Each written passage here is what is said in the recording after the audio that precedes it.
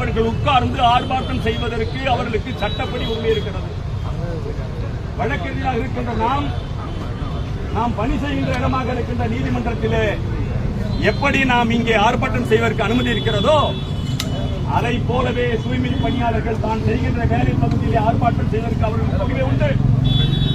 அந்த சட்டத்தை ஏற்றுக்கொண்டு 13 நாட்கள் எதிரிலே இருக்கின்ற மருத்துவமனைக்கு போகின்ற நூற்றுக்கணக்கான ஆம்புலன்ஸிலே ஒரே ஒரு ஆம்புலன்ஸ் கூட தடுத்து நிறுத்தப்படவில்லை.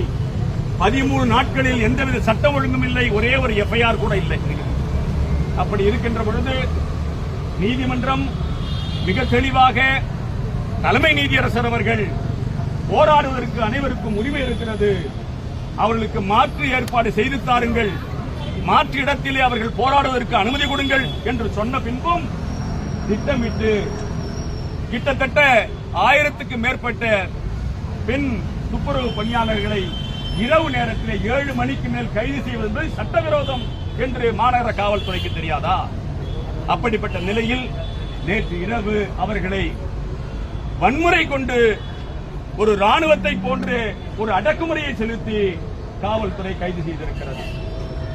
சட்ட உதவி செய்வதற்கு வழக்கறிஞர்களுக்கு தொழில் பாதுகாப்பு இருக்கிறது. எந்த இடத்திலேயும் போய் சட்ட உதவி செய்ய வேண்டும் என்று நீதிமன்றம் பல சான்றுகள் கொடுத்திருக்கிறது. ஏன் தூத்துக்குடியில் நடைபெற்ற மிகப்பெரிய வன்முறையிலே 144 போடப்பட்டு யாரும் செல்லக்கூடாது என்று சொன்ன போது கூட இதே நீதிமன்றம் அனுமதித்து வழக்கறிஞர்கள் நூற்றுக்கணக்கான போய் ஒருவரையும் பாதுகாக்க உரிமை இருக்கிறது என்று சொன்னது. அப்படி இருக்கையில் அங்கே உட்கார்ந்து வழக்கறிஞர் அவர்களுக்கு உதவி செய்த போது அவர்களையும் வன்முறையாக தூக்கி சட்டமானவர்கள் வன்முறையாக தூக்கி அடைத்து வைத்திருக்கிறது. இதை இன்று காலை நீதிமன்றத்திலே நாம் எடுத்துச் சொல்லி இருக்கிறோம். அந்த விதத்திலே எந்த விதமான சட்டவிரோத செயலையும் செய்வதற்கு யார் செய்தாலும் அதை சென்னை உயர்நீதிமன்றம் அனுமதிக்காது, வழக்கறிஞர் அனுமதிக்க மாட்டோம் என்பதை வலியுறுத்துவதற்காக இந்த ஆர்ப்பாட்டம். இந்த ஆர்ப்பாட்டத்திலே நம்முடைய முற்போக்கு வழக்கறிஞர் பேரவையுடைய தலைவர் அன்பு தோழர் மார்க்ஸ் அவர்கள் கண்டனோரை ஆற்றும்படி கேட்டுக் கொள்கிறேன்.